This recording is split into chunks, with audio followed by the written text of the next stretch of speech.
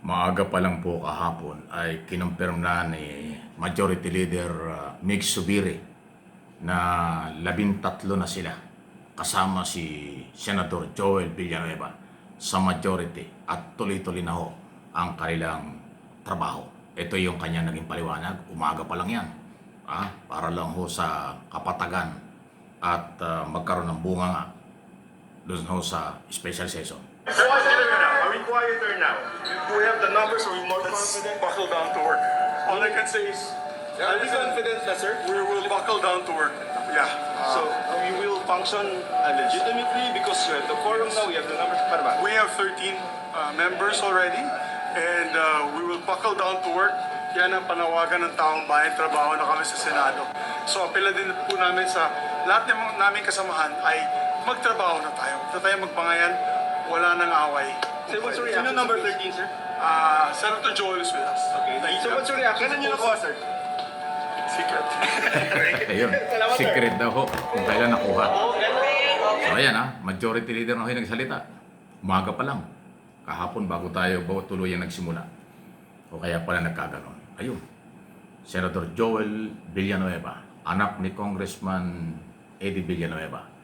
Nagkatotoo po yung kanyang mga sinabi before ang special session. Kailangan magtrabaho, kailangan sila'y pumosisyon dahil yun ang kailang tungkulin, magtrabaho para sa bayan. Hindi pwedeng pang sarili lang at hindi rin po pwedeng puro politika lang. Magtatrabaho na sila at nagtrabaho na. Ayan na po. Okay? So dahil dyan, hopefully, maasa rin tayo bilang Pilipino mamamayag, magtutuloy-tuloy na po ang trabaho ng Senado. Pero nandiyan pa rin yung oposisyon. Hindi naman po pwedeng mawala yung minority. Kaya lang talagang minority na sila. Palit na ng palit. Pero itong majority, lalaki pa yan. Actually, hindi lang mo si Joel. Mayroon nga, di ba sabi nga, 3-4 pa yung sasama sa kanila. Dahil kailangan po yung majority makontrol ng Senado. Dahil malapit na po yung impeachment trial na napakalaking trabaho nila. At hindi nila pwedeng tanggihan yan. Hindi nila pwedeng iwasan yan. Kasi yan ay kanilang trabaho sa tinatawag na constitutional duty. Dahil nga ho, impeachment from Congress to Senate. Ayan po yan. So yun, at least major development na nga yan. Nagkatotoo na po yung mahigit na 1 linggo na pinag-uusapang kung sino ang sasama sa kanila. Ayan, pinangalanan at inulumantad na nga. Ayan na nga po yan. Dahil trabaho. Salamat kay Senator Joel Villanueva, nanindigan siya. Dahil alam po natin, siya po ay isang religious leader ng GIL. Mabuhay ang mga GIL member kasi talagang ganyan ho sila. Talagang sila ho ay organisado dito sa ating bansa at nanindigan silang para sa bayan. Yung kanilang senador, ating senador ay nanindigan para sa bayan sa halip na magamit o magpagamit sa grupo na kanyang dating kinaaniban. Hindi na ho yun talaga pwede. At yung paninindigan yan dapat nating irespeto. Yung grupong iniwan o dating na yung grupong na minority, dapat irespeto nila ang mga senador na maninindigan. Dahil ang paninindigan yan ay yan para sa bayan. Dahil talaga hong nasira ang Senado. Mula May 11, talaga hong mahigit na 1 buwan, sirang-sira ang kredibilidad. Wasak na wasak ang Senado. Ngayon pong nabuo na nila ulit, ay magtatagumpay sila sa suporta ng mamamayang Pilipino at sa kanilang gagawin. Tama yung sinabi ni Majority Leader, Senador Subiri. Tama ng away, pagod na yan, trabaho na tayo. Inihikayat na nga niya, tinatawagan niya ng pansin ang mga nasa minority o kanilang kasamahan, sabay-sabay na silang magtrabaho. Yan ang kailangan. Hindi po pinagbabawal ang oposisyon. Okay na okay ang oposisyon.